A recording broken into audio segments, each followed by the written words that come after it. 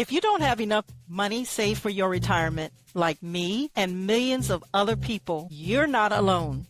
Welcome to the Wise Retirement Podcast. We'll learn how to invest, save, and earn more toward a comfortable retirement. Hi, I'm Angela Kay. And I'm Reginald Thornton, along for this ride as well. Did you know that 20% of Americans age 50 and above have no retirement savings at all? Even worse, 3 times that amount are concerned that they don't have enough saved for a comfortable retirement. Reg and I will talk with experts in their field, explore catch-up strategies, share success stories that we hope are inspiring, and learn about family wealth-building techniques that actually work. We'll also break down those complex financial topics into clear, actionable steps that everyone can understand and use. Welcome to the ride, everyone.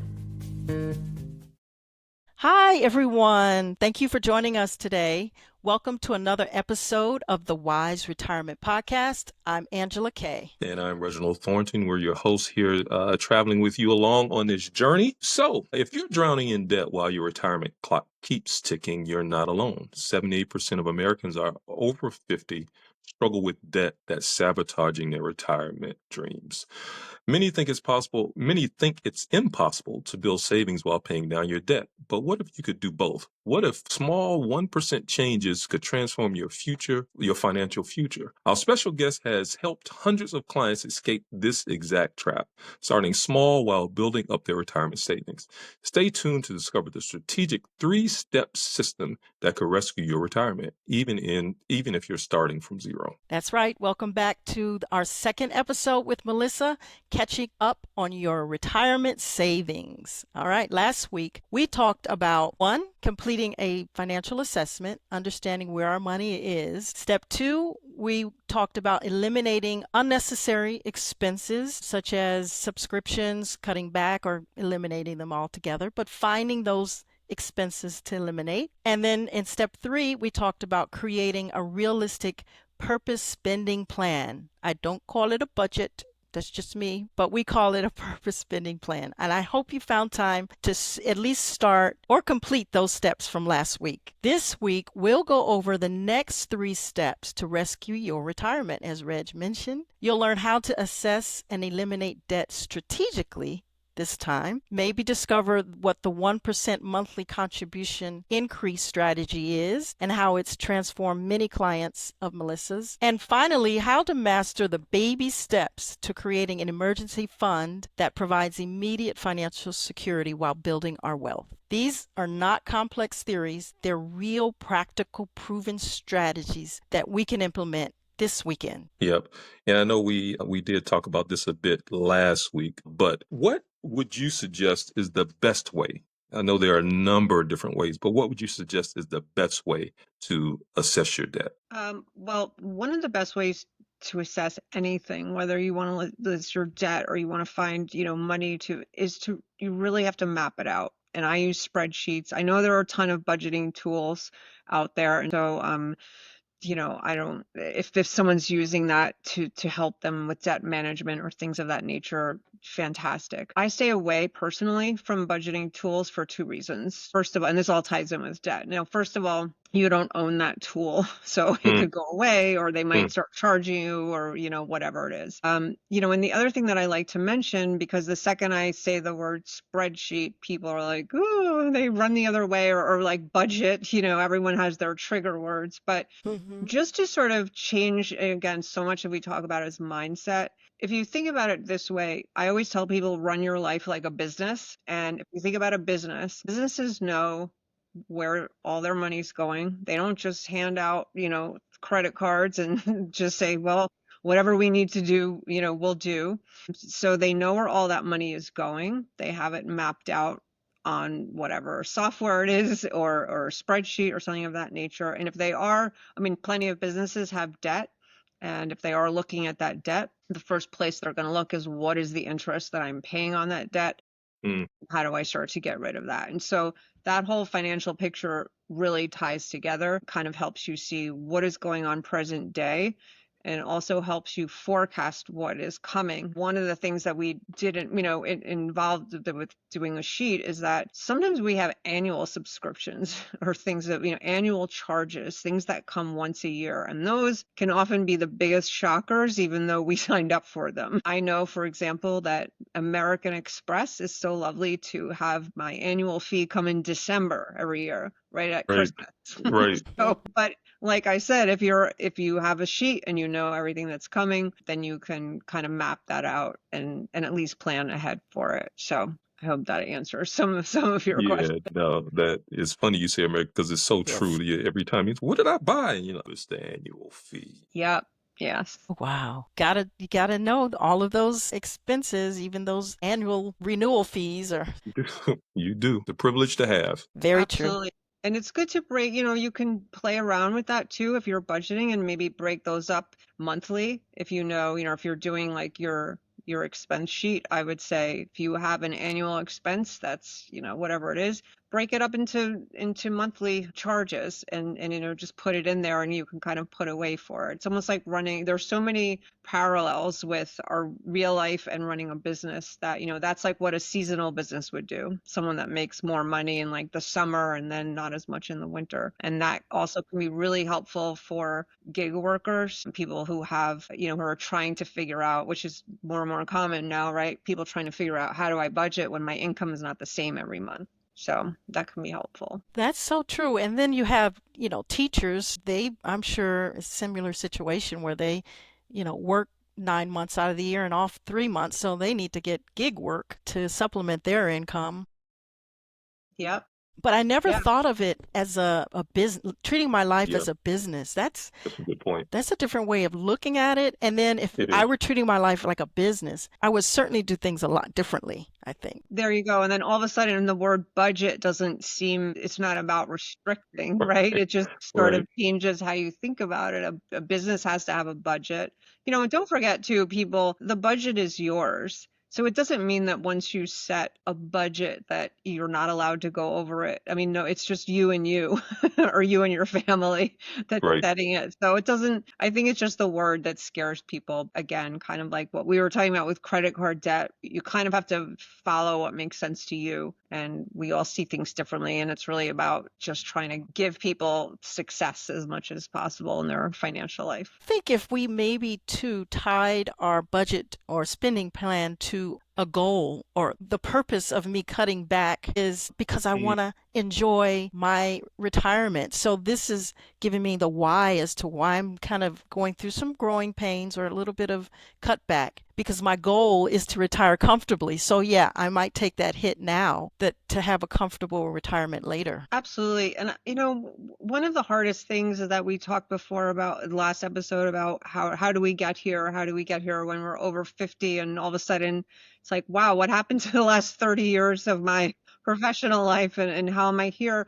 But you think back to when you're in your 20s and your 30s, when someone uses the word retirement, it seems foreign, Mm-hmm. to be honest. That's one of the things that why I'm so passionate about. I believe that financial literacy should be taught in schools, because it's something that we just send people out on their own and they have to kind of figure it out. And it's quite common to get into debt, no matter how smart you are or how good with money you are. It doesn't matter. My mom was a very smart woman. She was a teacher also, but she wasn't great with finances. And that was kind of some of my inspiration too, is I took over her finances and helped her. But I think about people who, what if you don't have a daughter that works in finance?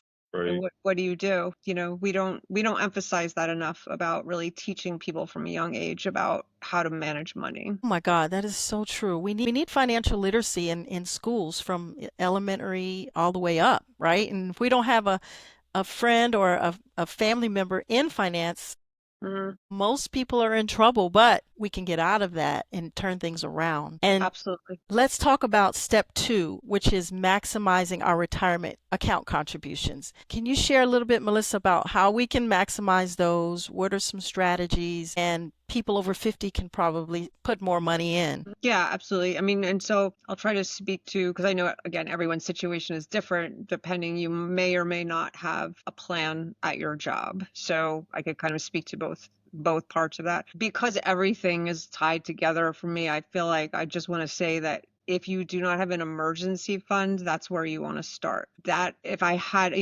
I want to tell everyone to contribute to their retirement accounts, but I think what happens too is it can get confusing to people like who are that in this age bracket and they're feeling like they're behind in everything.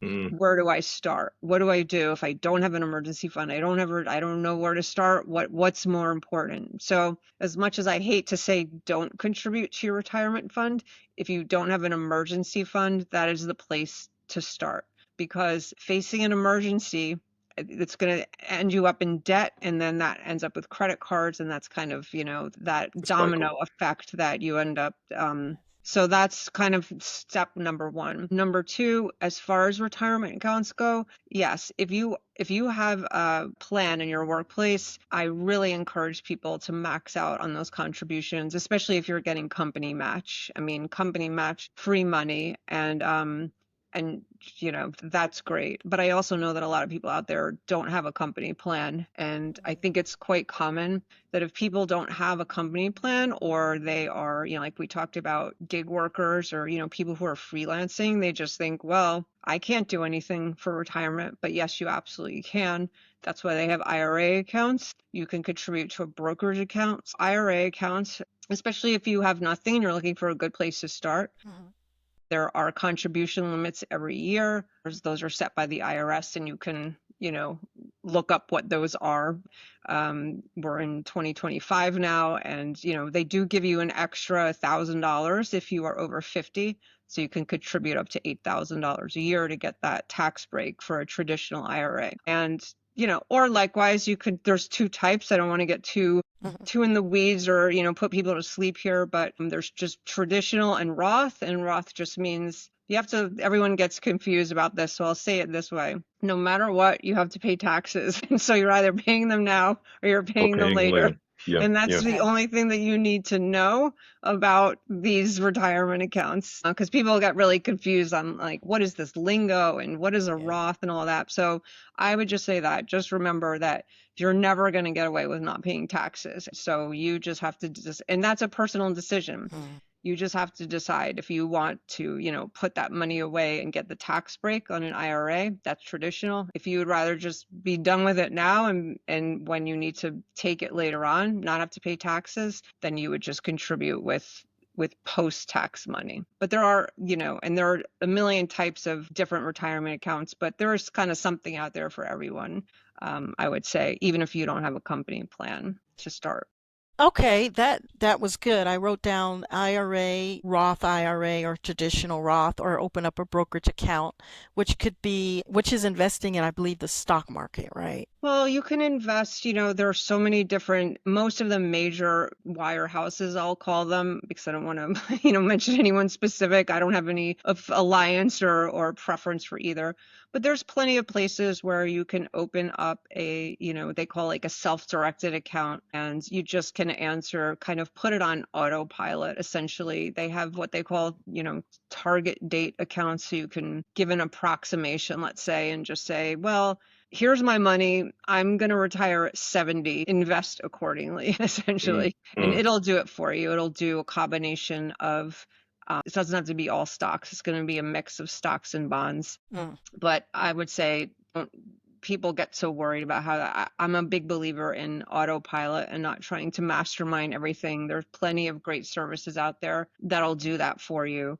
According to what your age is and what your goals are, and also risk tolerance. They'll ask you questions on that as well. So just to give people somewhere to start, right? So if I can start tomorrow and maybe increase my retirement by 1%, might not need to maximize it today or tomorrow, but if I can just do something to make me spark that trigger to get started, maybe I can go and call the HR and say, I'd like to increase my retirement by 1%. That shouldn't be too hard to do. If I don't have a retirement with my company, maybe I come up with a different goal of maybe I'll open a brokerage account or I'll learn about IRAs and Roths or self-directed and learn about them and decide that this week I'm going to learn about them and then I will contribute $200, $500. But at your point of making your emergency fund maybe the priority, should maybe come first, but then you at least you have some goals and things to do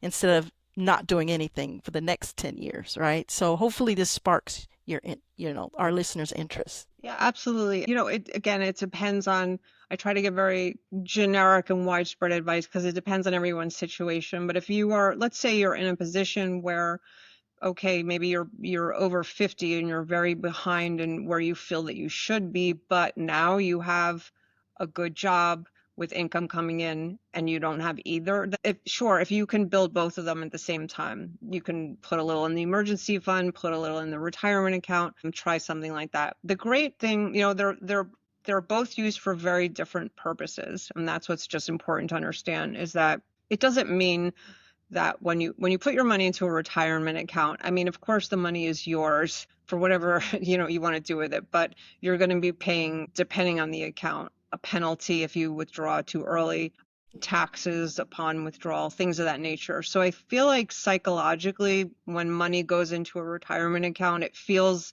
like you can't touch it.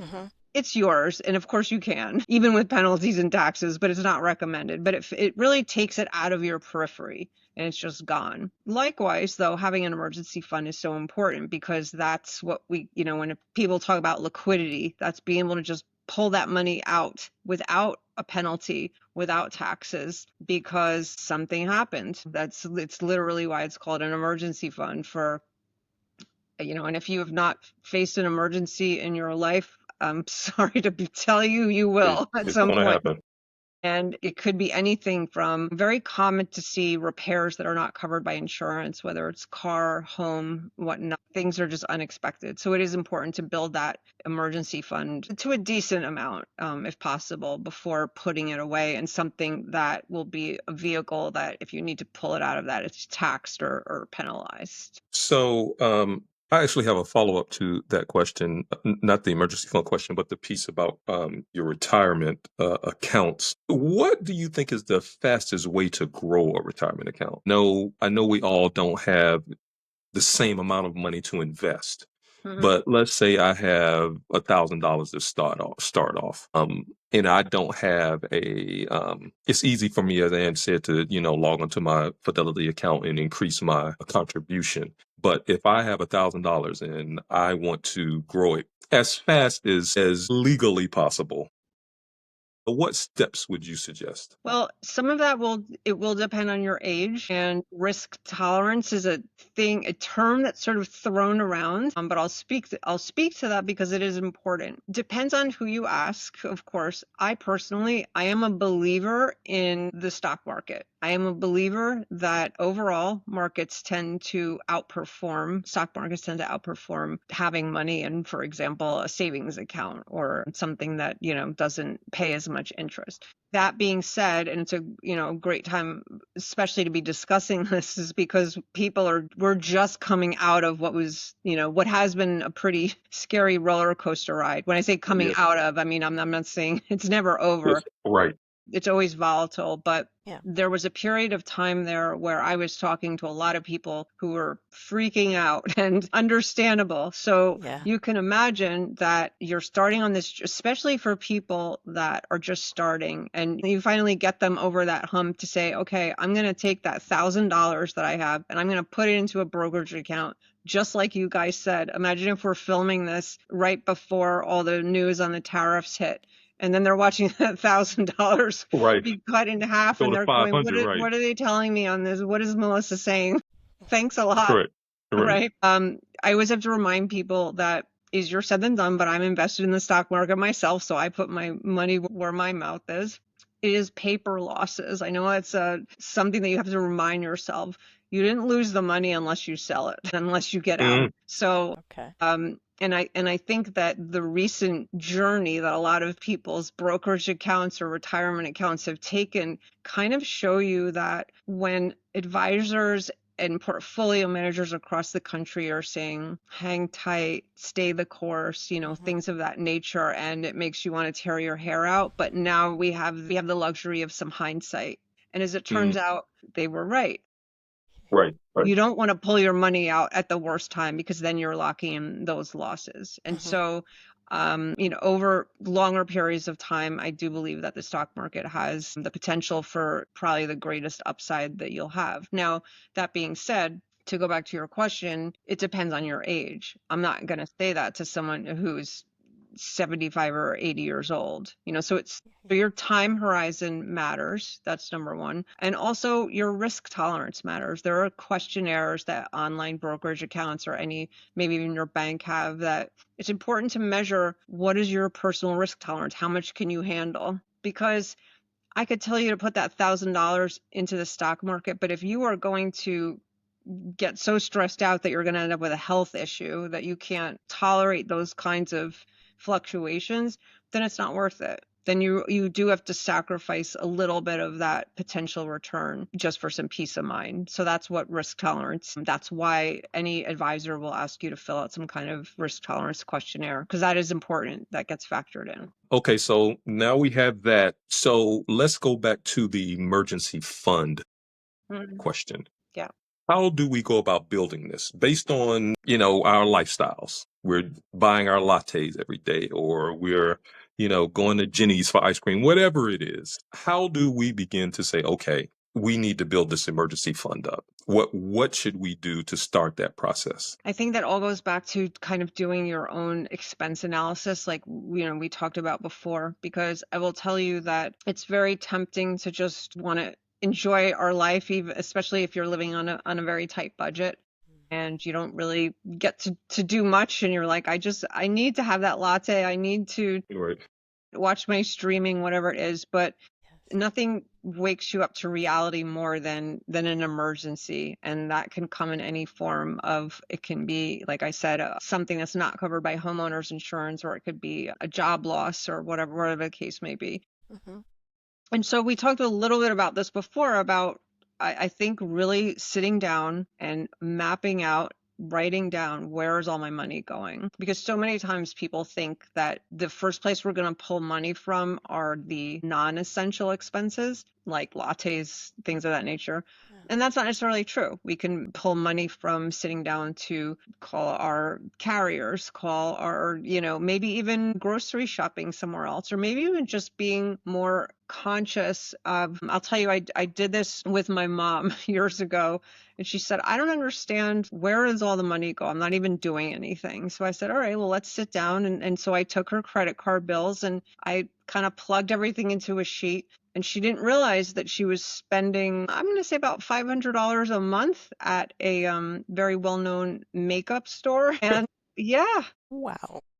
the reason she didn't really think of it is because every time she went in there, she spent $25, $50. She said, I just want to feel good. I want to buy a lipstick. I want to do this. I want to do that. Right. And so we all do this. I was shocked when I did mine years ago to see how much I was spending at drugstores just on, you go to a CVS, Walgreens, whatever it is in your area, and it's very common that while you're there, you're like, oh, I need toilet paper. The toilet paper's there. But sometimes those household items can be much more expensive, go buying them at CVS versus, somewhere else. And Right. sometimes, I don't want to drive people crazy with comparison shopping, but I do think that in some cases, especially with household goods and toiletries, that it's actually worth it to do some price comparison. I've seen things vary in different retailers in like $1 to $2 per item, not 2 cents. So it can really add up and be significant. So I bore you with all these That's good. details because people don't realize that you can be pulling from your what you're spending. You don't even realize that it doesn't have to necessarily be the fun stuff first. We might be able to pull from some of these other areas and then start using that to contribute. Wouldn't that be better if you could still have your lattes and Right. we could lower our cell phone bill by Yes. $50 a month and then put that $50 into the emergency fund? Win-win. So Total. and That said, you being a certified financial planner, I'm certain you have some tools you'd like to share with us. I know you have the spreadsheet that kind of breaks down how you can track your spending, and that could be a tool that would help us along the way if you wanted to share that with us now. Sure, I will show you that. What I'm going to share my screen and While you're pulling that up, Melissa, what sparked in me is in terms of finding that $1, $2 off of toiletries and such. I find that those online or coupon apps on you that you can download, coupon clipping, Mm, actually mm, still works. Believe it or not, you mm, got your local grocery stores who have buy one get one. So, like strategically clipping coupons could be a thing, and make it a game. Gamify it if it makes you more comfortable. But you'll find those $1, $2, $3 add up. And again, you can, like you say, funnel that money into our savings. But I did want to ask you one quick question about how much do we need to put in our emergencies? $500. And then once we have that emergency, should we put it in a high yield savings account because it is a nice chunk of change that we could earn more than 0.25% on? So if you could just share a little bit about that. so I'll give you the classic textbook CFP answer first, and then I'll give you my 2 cents about the emergency fund. So if you read anything anywhere or ask any financial advisor, they will tell you that you should have 3 to 6 months expenses saved for emergencies. So the 3 to 6, where that came from, was basically if you're facing a job loss. And so 3 months would be if you're in a dual income household, and 6 months if you are a single income earner. And that originally spanned from the average time that someone's out of work. That's where this number came from, the average time that someone's out of work after a job loss. And the 3 month would be that, sure, you'd have to cut back, but if you have another income earner, you're at least hopefully paying your bills. So knowing that and where it comes from, I'm here to give you the bad news, which is I prefer that people, if possible, that they actually save more than that. And so, we're talking here about if we're starting from zero, I want to be clear that you don't want to set that goal so big and say, I need to save 6 months of, living expenses, because that's overwhelming. So mm, it really depends where you are. If you're starting from zero, I would say a great first goal is $500. And then when you get to 500, make it 1,000, and so on and so forth. You don't, it's like I always tell people, if you wake up one day and you say, I want to lose 60 pounds, you don't stop eating and run, 75 miles. You have to start slow and one step at a time. But the reason that if people are living comfortably with a 3 to 6 month emergency fund, I encourage them to try to push that a little further, because what often happens is if you face an emergency that requires the use of that emergency fund, most likely you'll empty it out or you'll come pretty close. And what that does is that leaves you very vulnerable while you're building it back up again. And so just think about if, knock on wood, something happened and you had an issue with your home that you needed to lay out money for repairs, and you empty that emergency fund, and then something else happened. You had a car accident and the repairs weren't covered. So if you can kind of pad it and have that 9 month runway, that's ideal. So that's kind of giving you that really wide range of, if you're living comfortably with 3 to 6 months, see if you can add another 3 months on that. And then to your point about, yes, a high yield savings account is a great place to put that. I know that, of course the rates are going to vary, but you'll get a decent rate, more than just a regular savings account. You always want to make sure that you read the fine print on everything, because even high yield savings accounts come with, there are restrictions about how many withdrawals you can make per year, minimums. You have to remember that they're giving you that interest rate for a reason. They're Okay. not to be nice. So you have to make sure that you know all the rules. And sometimes even if you don't think that, if you want to put sort of part of it in some of still the shorter term 6 or 7 month CDs, are still paying decent rates. You really have to look. But again, with everything else, you want to make sure that you read the fine print, that you make sure it doesn't automatically renew, because that's a common way that they get you as well. But yeah, there are ways to keep it liquid, as we say, but also earn more than 0.0. Right. Okay. Thank you for interjecting. Okay. Go ahead. Your screen. Yeah, absolutely. So what I was going to say was that, so I run this financial literacy platform, and I'll show you, this is our website, myretirementnetwork.com. And I have, it's free to subscribe. You just put your email in and that's it. You're subscribed.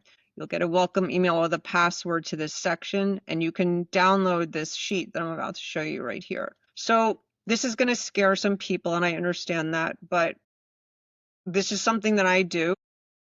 And I find that sometimes starting from a blank sheet when we're sitting here talking to people and saying, you have to map out your expenses, where does all your money go? This will admittedly take a little time, but I built this out for people to save at least the time to build it up. And the formulas are all in here, so it will add it up for you. And there's going to be a lot of extra stuff in here that not everyone needs. I purposely did it because you can download the sheet, but you can't edit it yourself. So I put extra lines on purpose. But basically what this does is it gives you a way to just say, okay, what is my salary? What's coming in? I'll just gloss over this. So your income and savings, what's coming in, salaries, contractor payments, whatever it is, and list it out each month here. It might, like I said, not all this will apply. But whatever's coming in, let's put that here. Let's see what that looks like. Then we go to what I call our savings and debt repayment. How much am I contributing every month, if anything, to my emergency fund, to my savings account, to all these things? And again, if it's zero, then that's where we're starting. We fill it in. Then we go to our expenses, and our expenses they're either essential or they're not essential. And some people might argue with me on what's non-essential. Essential is, yeah. For sure. This is going to be the first place we're going to look. So, you're going to list everything out. You have your essential expenses that are fixed. Those are the ones that just pretty much stay the same, every month. List that out. And then you have your variables. Those are going to be like things that fluctuate, your utilities, things of that nature. And then kind of the same thing going down to non-essentials and all that. So you have to remember that think about when all of this is filled with numbers, you're going to have those numbers right in front of you. This is forcing you to go and do what I just told you about. All of a sudden you're going to be adding up and you're going to say, whoa, I spent this on toiletries in January, February. When those numbers are staring you back in the face, that is going to be the first answer to that question that we all have. I work so hard. Where does all my money go? This is going to show you where all your money goes. And when you I encourage people to just sit with it and say, okay, what looks pretty high? And what jumped out at me first was initially it was my cell phone bill. I felt that, to go back to our coined phrase from last episode of bill creep. Yes. I have it on auto pay. And I just thought, I don't understand what is going on here. So sure enough, I called the carrier and I said, this seems high. Why has it gotten so higher? Is it our usage or what is going on? Anyway, long story short, as it turned out, we were just on an old plan and there's a new plan that's so much better. And it was $70 a month cheaper. Oh, wow. Whoa. So the thing is that I always tell people is they're not going to call you. Your carrier is not going to say, wow, look at this poor person who's been a customer for 25 years. We should give them a call and tell them we have a better plan. That is not going to happen. No. So taking the little time to call, but this will be an inspiration when you start to see those numbers and you're like, I'm paying this every month for my cell phone. So I've had that happen with my cell phone. I had it happen, I think I mentioned last time that we have to have a landline. And I wondered, I can't tell you how many months passed. So I'm just sharing this because, I make the mistakes too. And I said to my husband, why are we paying $80 a month for a landline that we don't even use? Right. Sure enough, I called and apparently we were paying for 2 lines and call waiting that I didn't even know about. So now it's $30 a month. So if you want to know where where you're getting that money. So there's $50 a month that I saved immediately. And if you are looking to start putting away for an emergency fund, There it is. it's going to be initially exciting when you save that money, but the mindset is to say, I'm looking for the money in these places. And when I find it, that's where I'm getting that money that I didn't think I had to put to an emergency fund. You start putting away $50 a month. Doesn't sound like a lot, but in 10 months, you reach that goal of $500 that we just set out. You started at zero. I lowered a bill that wasn't even something that was fun that I was paying for. And in 10 months, there's my $500. So it is doable. It is. It is. It is. Practical. It is practical usage, as we've been saying. These are easy steps that people can take to kind of well, they are easy, but mentally they may not be easy. They are easy steps to take. We just have to get over the mental hurdle to get it done. Right, right.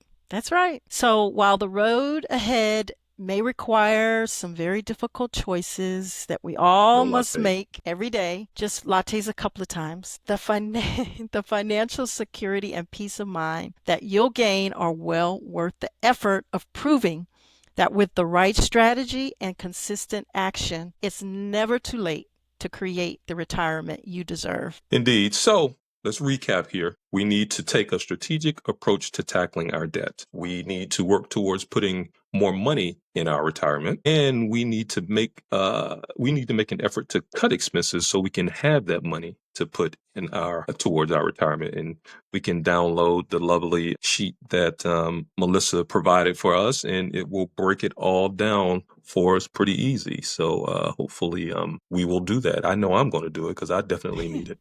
That's right. I need to sign up, get on that list. You have a newsletter. So Melissa, if there's just one thing, one action our listeners could take after hearing this episode today, what should it be? I would say sit down and list out some of your expenses. You don't even have, even if the sheet or things like of that nature are too overwhelming, I understand it. But if you just sit down and actually a very easy way to do it is to look at your credit card bill. I'm a very big fan. I look at my credit card bill multiple times throughout the month. It's a great way to detect fraud, by the way. Huh? Yep, true. But I'm always looking at my credit card bill because I don't like to be shocked at the end of the month with that number. Right? And how did that happen? I like to slowly prepare myself for it. And I think that's a really great way to start. Even if you do nothing else, look at that credit card bill. I mean, depending on how, I think for a lot of us, we probably have one main credit card where we put a lot of our expenses on. Start looking at that bill and you're going to start to see some of those recurring expenses, and just that's where you're going to find, well, look at that cell phone bill. Can I do a little better on that? And so to just understand that there are places that you can potentially pull savings from that don't mean cutting out things that you enjoy. So kind of start there first, even if you're not ready to commit to filling in a full spreadsheet. Great tip. All right. Well, now, do you have, after all of this great information, any final words of encouragement? Well, I know that it sounds like something that everyone's heard all the time, but it really is never too late. And I promise you that I've seen people do it. It doesn't mean that I've seen people turn into millionaires overnight. It's hard work. Mhm. But the one thing that I'll say as well, too, that I hope encourages people is that I've been tracking my finances for years. And while I continue to put things in a spreadsheet and things of that nature, I have to more for business purposes. But once you do it and you do it consistently, it really becomes second nature. And you will really get a feel for your money. It doesn't mean that every time you're going to have to run to your spreadsheet to see if you can, spend $1. It's really going to become part of you. And things like budgeting and all those terms that we all hate, it's just going to happen automatically. It's really so much of finances is about recognizing our own behaviors. Yeah.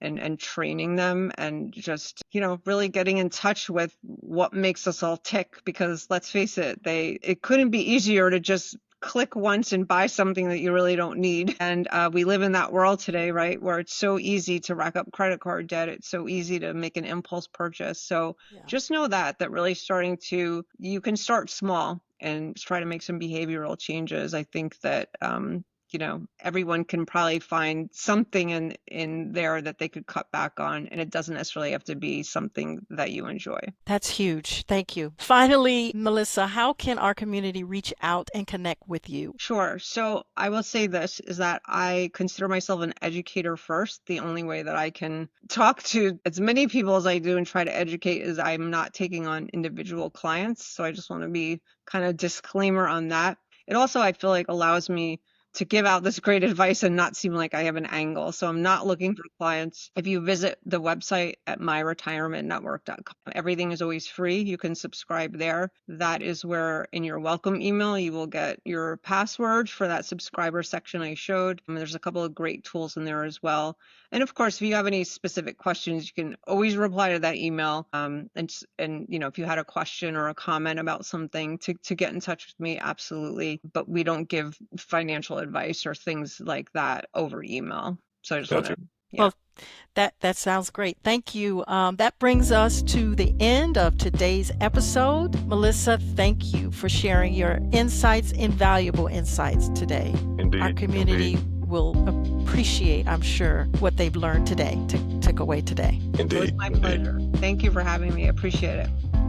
Melissa kind of hinted toward this. Tune in next week to learn from a very special guest who will talk about the success money mindset. It is a mindset, and this special guest will share with us how to develop that, how to cultivate that mindset shift so that we can more easily start to save and prepare for our retirement. I'm glad I'm here because I need that. If you've enjoyed this conversation, please subscribe to the Wise Retirement Podcast on your favorite podcast platforms and review us. Be sure to do it on all your socials, your YouTube, your Facebook, your Instagram at The Wise Retirement. We'll see you next week. I am Reg. And I'm Angela Kay, reminding you we're on this journey together.